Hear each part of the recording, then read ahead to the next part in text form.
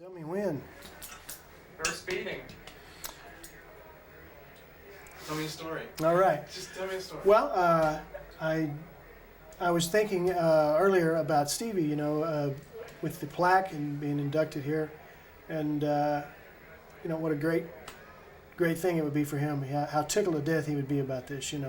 That's a bad choice of words, but tickled pink. He would be really happy about this, and all the he loved to play, and that's all he thought about. So it's a big old deal, and he could have never imagined it in a million years. And then Fender, I've been playing a Fender guitar for 30 years, so and there's always Fender guitars around the house, so it's a big old deal. A 50-year anniversary is quite a deal. So ask me a question. What do you want me to say? We want to hear some stories, some interesting stories that no one else knows about. Well, I heard a story. I got a Buddy Guy story I heard about. Absolutely. It's I heard that these people went to see Buddy Guy in San Francisco, and they told me that it was at the end of the night, the last song. Buddy Guy was down on the front of the stage, and the band is rocking, and they're going, and he takes his guitar and sets it back on the amp, his Stratocaster, and the G string starts going,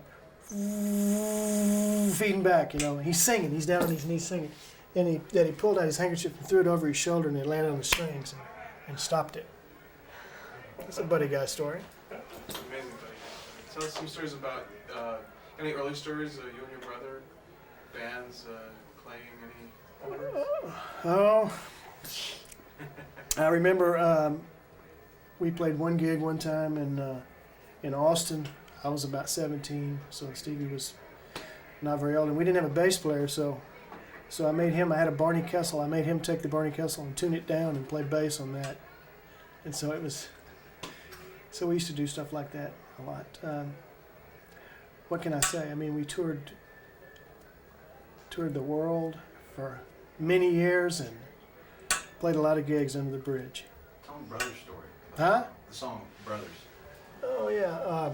On Family Style, there's a tune, slow blues tune at the end.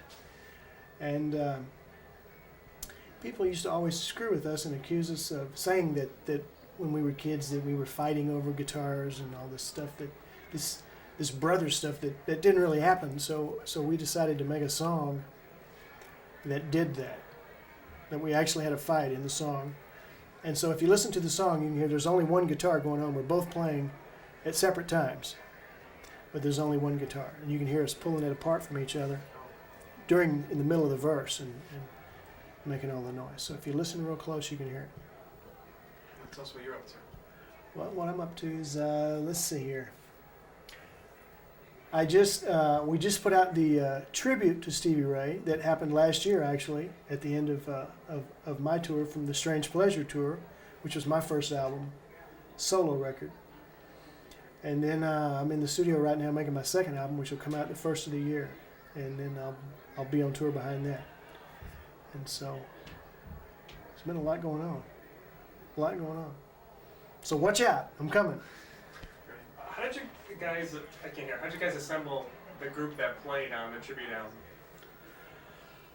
Actually, it was very simple. I sat down and wrote out some songs that I thought would be good for the tribute, and I called them up, and they all said yes. I mean, everybody. It was one of those things that it's the right thing because everybody's going yes, and it just went together, and everybody was really happy to do it and wanted to do it, and you can see that in the tape. If you watch the tape, the home video, that's tribute to Stevie Ray Vaughan, you can see it. Everybody's having a good time, and that's exactly what happened. And the tape's not all a bunch of cut up. That was the show. Go.